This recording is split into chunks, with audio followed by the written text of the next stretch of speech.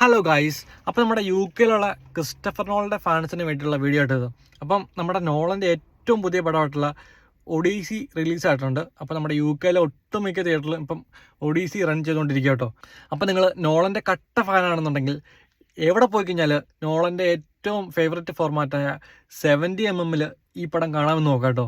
അപ്പം നമ്മുടെ യു കെയിലാകെ മൂന്ന് സ്ക്രീൻസേ ഉള്ളൂ 70mm ഉള്ളത്. 2 സ്ക്രീൻസ് ലണ്ടനിലും 1 സ്ക്രീൻ മാഞ്ചസ്റ്ററിലും കേട്ടോ. അപ്പം ലണ്ടനിലുള്ള സ്ക്രീൻ ഏതാണെന്ന് വെച്ച് കഴിഞ്ഞാൽ ഒന്ന് BFI IMAX കേട്ടോ. അത് യു കെയിൽ തന്നെ ഏറ്റവും വലിയ IMAX സ്ക്രീനാണ്.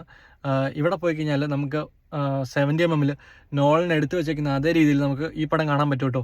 പിന്നെ രണ്ടാമതായിട്ട് ലണ്ടനിലെ സ്ക്രീൻ ഏതാണെന്ന് വെച്ച് കഴിഞ്ഞാൽ നമ്മുടെ സയൻസ് മ്യൂസിയത്തിലുള്ള 70mm സ്ക്രീൻ കേട്ടോ. ഇവിടെ നോളിൻ്റെ പടം ഓടുന്നുണ്ട്. അവിടെ പോയി കഴിഞ്ഞാൽ നമുക്ക് കാണാൻ പറ്റും. പിന്നെ മൂന്നാമത് ആയിട്ടുള്ള സ്ക്രീന് അത് മാഞ്ചസ്റ്ററിലാട്ടോ ഉള്ളത്.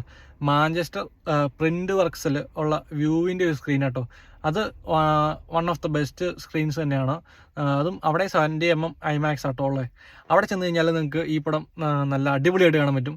അവിടുത്തെ സൗണ്ട് സിസ്റ്റം ഒക്കെ കിടുക കേട്ടോ. ഞാൻ അവിടെ ഒരു പടം കാണാൻ പോയിട്ടുണ്ട്. നമ്മുടെ ഓപ്പൺഹൈമർ പോയി കണ്ടത് ഈ പറഞ്ഞ IMAXിലാട്ടോ. കിടിലൻ എക്സ്പീരിയൻസ് ആയിരുന്നു. പിന്നെ ടിക്കറ്റ് എല്ലാം കുറച്ച് എക്സ്പെൻസീവ് ആയിരിക്കും കേട്ടോ. എക്സ്പെൻസീവ് ആണെങ്കിലും കിടിലൻ എക്സ്പീരിയൻസ് ആയിരിക്കും. നിങ്ങൾ നാട്ടിലുള്ളവരാണെങ്കിൽ അൺഫോർച്ചുനേറ്റ്ലി നമുക്ക് 70mm ഇല്ല കേട്ടോ. നമ്മുടെ ഇന്ത്യയിൽ ഒരിടത്ത് തന്നെ 70mm ഫോർമാറ്റ് ഇല്ല. അപ്പോൾ മാക്സിമം തൊട്ടിട്ടുള്ള IMAX തന്നെ പോയി കാണാൻ നോക്കുക കേട്ടോ. പക്ഷേ എന്നാലും ക്രോപ്ഡ് വേർഷൻ ആയിരിക്കും. പക്ഷേ കമ്പാരിറ്റീവ്ലി ബാക്കിയുള്ള സ്ക്രീനെ വെച്ച് നോക്കുമ്പോൾ ബെറ്റർ ആയിരിക്കും കേട്ടോ. അപ്പം നമ്മുടെ നോളൻ്റെ പടം കാണാൻ പറ്റുന്ന ഏറ്റവും ബെസ്റ്റ് ഫോർമാറ്റ് 70mm ആണ്. അപ്പോൾ യു കെയിലുള്ളവർ ഈ പറഞ്ഞ 3 സ്ക്രീൻ തന്നെ ബുക്ക് ചെയ്ത് കാണാൻ നോക്കുക. നിങ്ങൾക്ക് ലൈഫിൽ കിട്ടാവുന്നതിൽ ഒരു ബെസ്റ്റ് എക്സ്പീരിയൻസ് ആയിരിക്കും.